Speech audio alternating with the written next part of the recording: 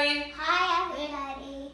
Today we're going to be making Play-Doh! Play-Doh! Did you know that you could actually make Play-Doh at home with ingredients in your kitchen? We're going to try it today. I have two helpers with me. What's your name, little girl? B. And? Teddy. And how old are you guys? 4. 4? 5. 4 and 5. And so they're going to help me measure the ingredients, mix the ingredients, and then you will need a grown-up for this if you want to make this at home, because there is a part that you're going to have to cook this on the stove. So we're going to start with 1 cup of flour. Teddy, do you have 1 cup of flour? Yeah. And we're going to mix all of our ingredients and dump them into a saucepan so that we can cook it later. So go ahead and put that in there, Teddy. Nice job. Okay, B, I would like you to add 1/3 of a cup of salt. And this is a lot of salt. And what the salt does, you know what the salt does, B? No. Go ahead, dump it in. The salt actually makes the Play-Doh last really long. So after we make this, we can put it in a Ziploc bag or a sealed container, and it'll be good for 6 months at least. But it will taste really yucky, so that's way too much salt for eating. Then we're gonna add some water. This is 1 cup of water. Babe, can you pour that in for me? Sure. Sure. All of it? All of it. There we go. Perfect. Wow, it doesn't look like Play-Doh That's okay. yet. Does not look like Play-Doh yet. No. Now we have 2 magical ingredients that are going to make it smooth. That's okay. It's just water. We have 2 magical ingredients that are going to make it smooth. I know one of them. What's one? The white stuff that you're gonna put in. Yeah, this white stuff is called cream of tartar. And this is something that you might not have at home in your pantry, and if you don't have it, you can make it without it. But if you do have it, it makes it smoother and less crumbly and really nice Play-Doh. So we're gonna put in 2 teaspoons of this, and I will measure that out and just toss it in. There's 1/2. That's your job. There's 1. There's 1.5. And there's 2. And then there's 1 more ingredient that's going to make our Play-Doh nice and smooth. Do you know what that one is, Teddy? Yes, what is that?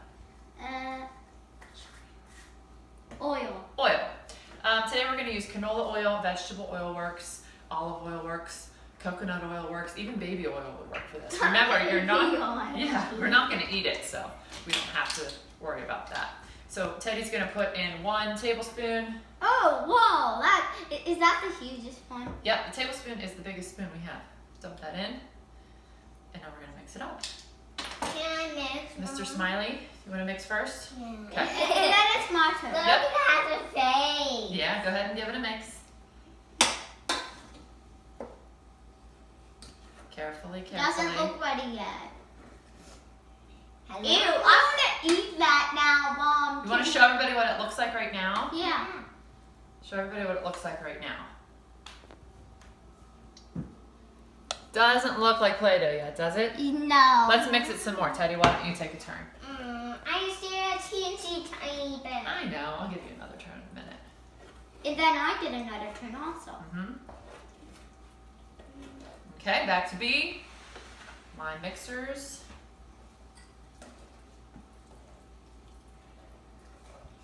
It looks like food now. Kind of, but it's not going to taste good. Remember all that salt we put in? Yeah. It's not for eating.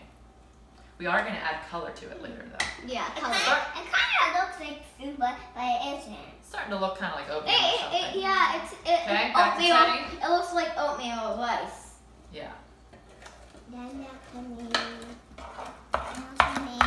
Okay, great. I'm going to finish mixing and get the lumps out, and then I'm going to cook this on the stove on medium-low. So this is where you need a grown-up to help you, because you do not want to get burned. For this to turn into dough, you have to cook it for a little while. Once it gets hot, it thickens up and it forms a big dough ball on the spoon, and then we'll let it cool and we can turn it into fun colors.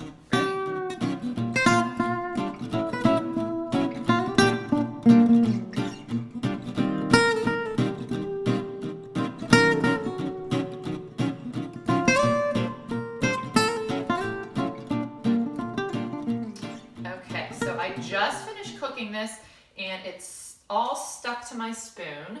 I stirred it and stirred it for about 5 minutes over medium-low heat until it all came together in a big clump like this. I'm going to carefully take it out of my pot and move it onto a plate to cool down.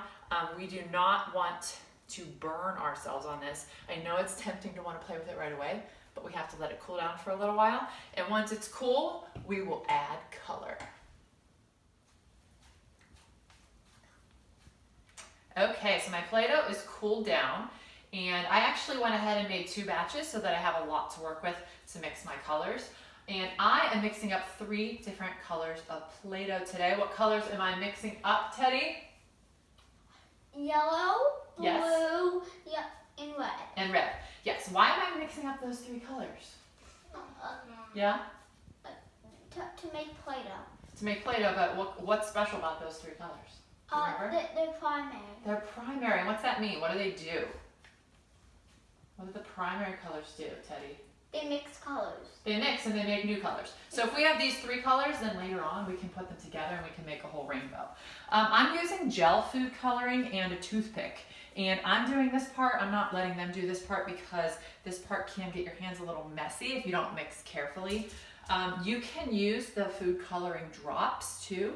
Those work just the same. But what I like to do is try not to touch it too much. So I use a toothpick to put some in the middle of my Play-Doh. And then I kind of fold it up, and I keep folding, trying to keep the color in the middle until it starts to absorb into the Play-Doh. And then once it starts to change colors and it's all mixed, it's not going to get on your hands when you play with it. It'll be good to go. So I'm going to get these 3 colors mixed up, and then we'll do a really fun color mixing activity to make the whole color wheel.